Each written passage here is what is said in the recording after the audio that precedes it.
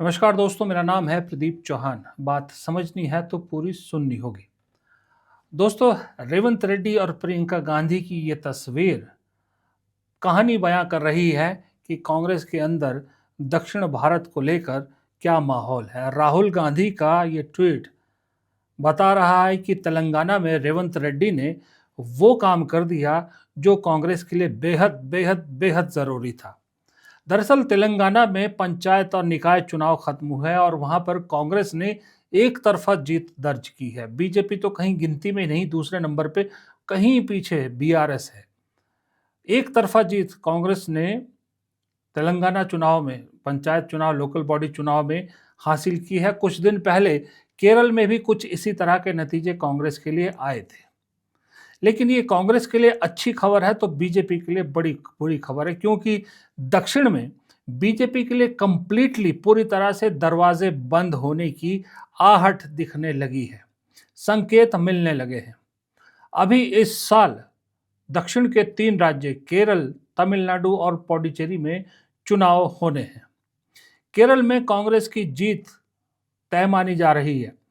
तमिलनाडु में डीएमके कांग्रेस गठबंधन की जीत तय मानी जा रही है और पुडुचेरी में कांग्रेस भी जीत की बड़ी दावेदार मानी जा रही है।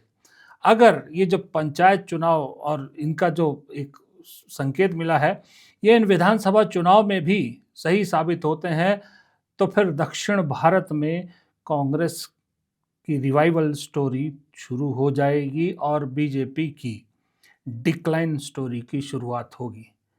क्योंकि इन जीतों के साथ कांग्रेस दक्षिण में, तेलंगाना में, कर्नाटक में, तमिलनाडु में, पुडुचेरी में सब जगह दिखेगी और बीजेपी के लिए एक तरह से आप यूँ कहोगे कि सुपड़ा साफ हो जाएगा। क्योंकि बीजेपी अगर आंध्र प्रदेश में गिनती है अपने आप को चंद्रबाबू नायडू के साथ, तो बहुत छोटे से दर्जे पे है। अदरवाइज कर्नाटक वो पहले हार चुकी है, तमिलनाडु, केरल की कोशिश नाकाम, तो आप दक्षिण भारत में बीजेपी को ढूंढते रह जाओगे, लेकिन बीजेपी कहीं दिखाई नहीं देगी। और शायद इसी की वजह है कि रेवंत रेड्डी न सिर्फ अभी दक्षिण भारत में बीजेपी को साफ करने का दावा कर रहे हैं, बल्कि 2029 को लेकर भी बड़े बड़े दावे कर रहे हैं, जहां पर वो कई बार कह चुके हैं कि राहुल गांधी को प्रधानमंत्री वो बना के रहेंगे। और पंचायत चुनाव जीतने के बाद एक बार फिर उन्होंने वही दावा किया है। आपको मैं वादा करना चाहता हूं, आने वाले चुनाव में 15 parliament seat, 100 assembly seat Telangana में जिताएंगे। दिल्ली को हम 15 पार्लियामेंट एमपी को बना भेज देंगे। 100 एमएलए को जिता के यही दोबारा हम सरकार बनाएंगे।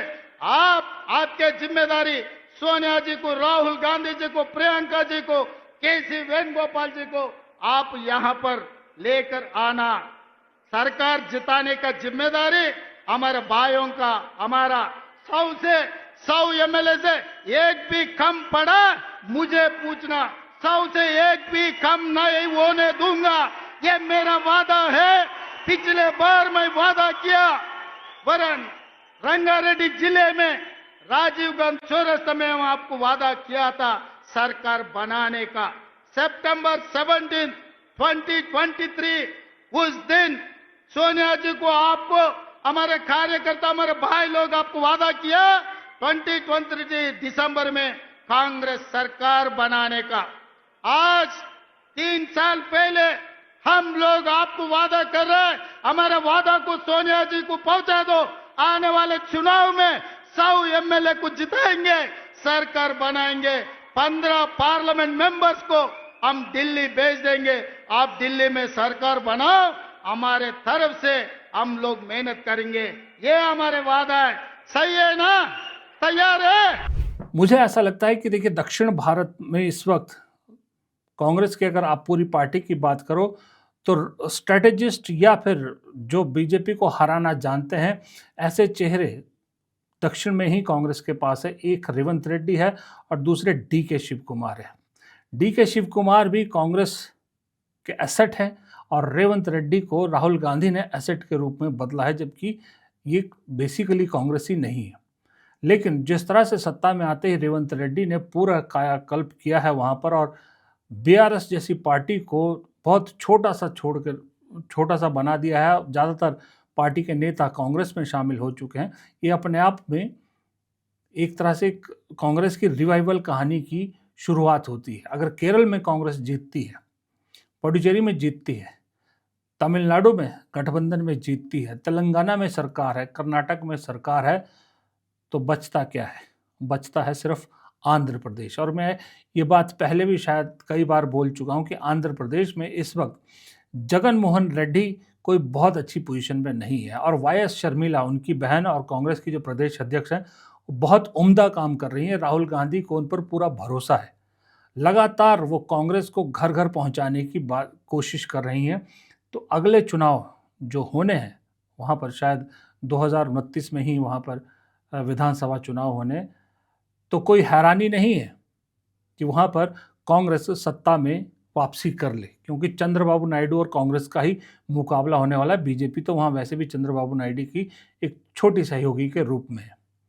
तो सोचिए, कंप्लीट दक्षिण अगर मूड बना के बैठा है कि हमें बीजेपी की ये विभाजनकारी राजनीति से दूर रहना है, तो दक्षिण देश के अन्य राज्यों को रास्ता दिखा रहा है। प्रॉब्लम सिर्फ इतनी है कि जो हिंदी पट्टी राज्य हैं उनकी राजनीति और दक्षिण की राजनीति में थोड़ा सा फर्क होता है।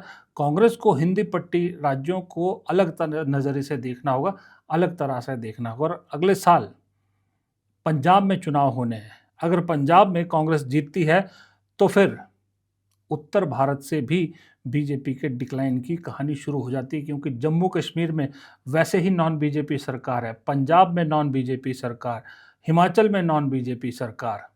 तो दक्षिण से भी सिमटना शुरू, उत्तर से भी सिमटना शुरू, फिर रह जाता है बीच का हिस्सा। बीच के हिस्से में से भी अगर सोचिए, एक तरफ से अगर असम भी निकल जाए बीजेपी के हाथ से, तो क्या नॉर्थ ईस्ट से भी स्टोरी सिकुड़ने की शुरू हो जाती है। अगर संभावनाओं को देखें, राजनीति संभावनाओं का खेल है, इसमें कोई दो राय नहीं। अगर आप संभावनाओं को देखें तो जो मैंने कहा है आपको, अगर ये सारी संभावनाएं सही निकलती है तो सही में बीजेपी फिर अपने पुराने एरिया तक ही सिमट के रह जाएगी, जो है हिंदी पट्टी बेल्ट। और ऐसे में कहीं गलती से 27 में यूपी में झटका लग गया और गुजरात में झटका लग गया, तब क्या होगा? राजस्थान में तो फिलहाल झटका लगना तय माना जा रहा है। लेकिन ये सब संभव होगा दो वजह से। एक तो कांग्रेस और विपक्ष की मेहनत से, दूसरा चुनाव के निष्पक्ष होने से। दूसरा पॉइंट ज़्यादा खतरनाक है और ज़्यादा शक व शुबा भी उसी पर है, क्योंकि अभी थोड़ी देर पहले किसी ने मुझसे कहा कि अगर बीजेपी की तमिलनाडु में सरकार बन जाए गठबंधन में और केरल में लेफ्ट फिर से सत्ता में वापसी कर जाए, तो हैरान मत होइएगा, इसके लिए तैयार रहिएगा। बस डर सिर्फ इसी चीज़ का है। फिलहाल इस वीडियो में इतना ही। आप सभी को शिवरात्रि की बहुत बहुत शुभकामनाएं। नमस्कार।